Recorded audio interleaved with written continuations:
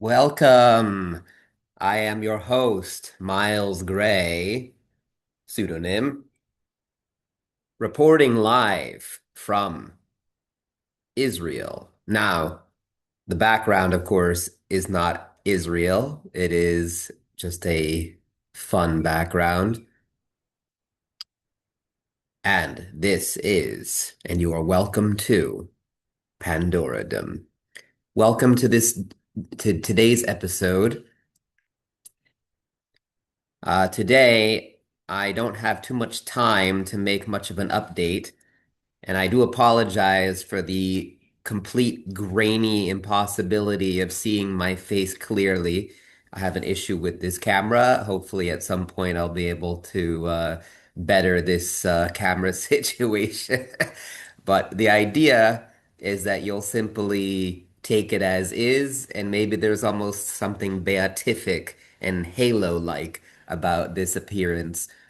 And honestly, it somehow reminds me of Max Headspace, if you're familiar with that crazy instance in history, incident rather, in history. That, of course, this is my face, but there's something mask-like about in Hebrew you say tishtush, uh, how do you say that in English? Sorry, I apologize. Let me remember.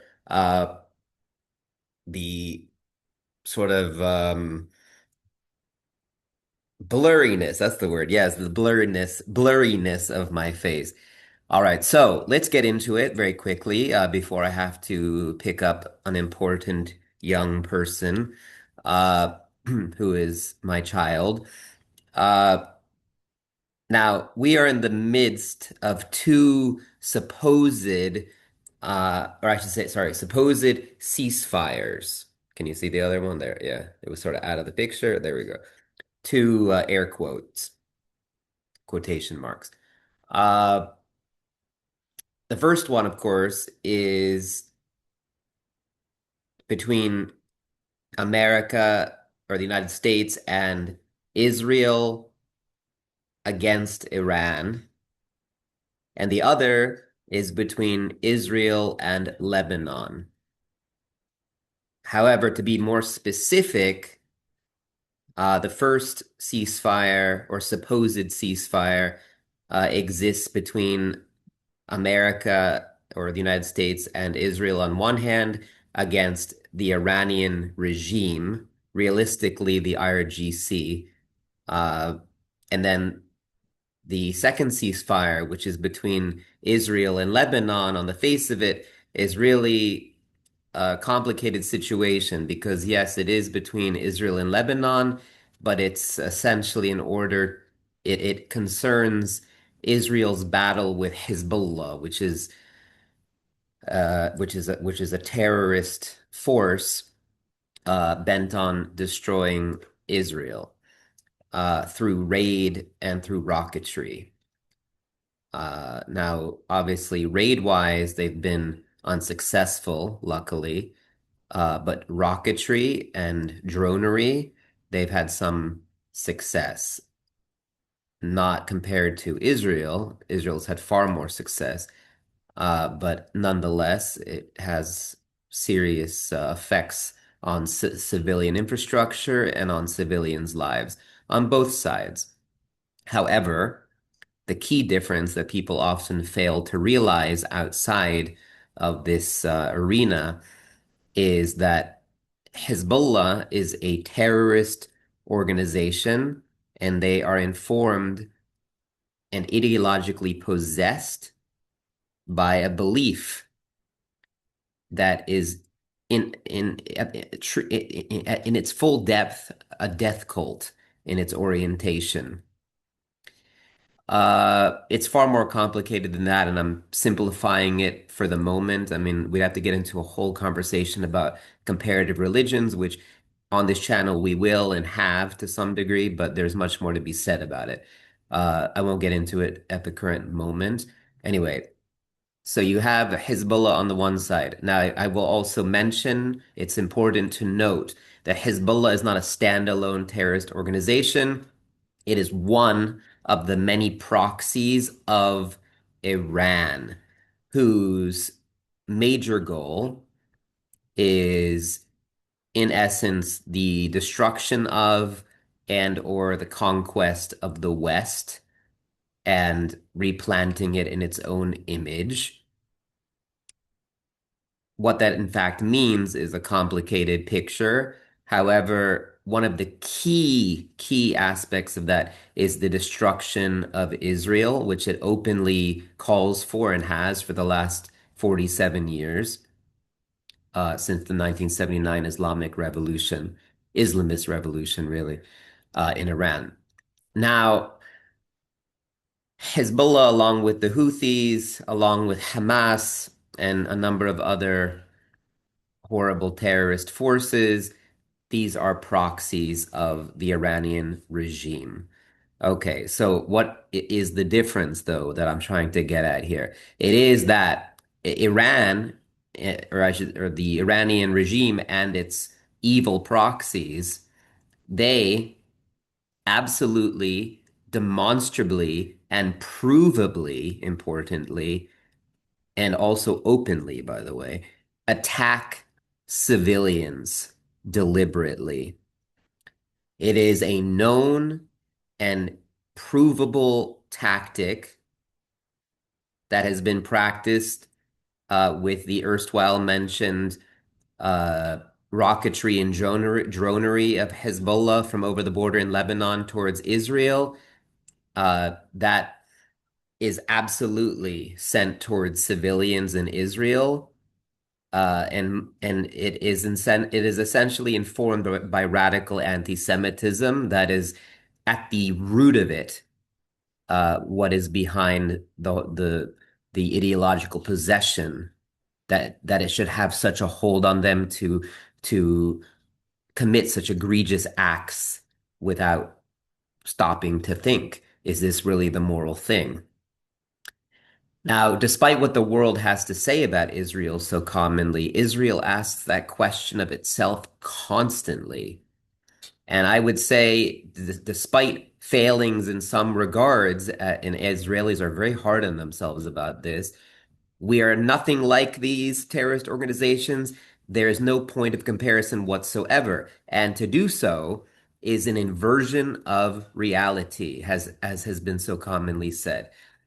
Now, extending this to the parent, which is the head of the snake, or the sea serpent, uh, you get to Iran. Now, Iran also, especially in its first real direct conflicts with Israel, though it's had major conflicts with us through its proxies for many years that we've had to put up with. The first major direct conflict started in 2024. Um, that wasn't so, it was more like a light show, the barrages of missiles it sent. That time it was twice in 2024 to my recollection.